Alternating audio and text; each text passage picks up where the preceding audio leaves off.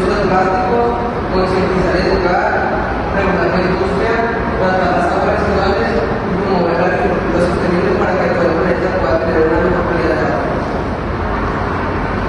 La alternativa más efectiva fue la reducción de plásticos, que es una estrategia clave para combatir la contaminación del agua, ya que tal el problema de la fuente de la cantidad de residuos que llegan a océanos, ríos y mares.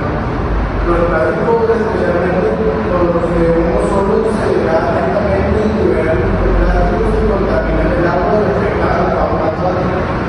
Además, los plásticos contienen químicos tóxicos que filtran el agua y ambos ecosistemas y la salud humana.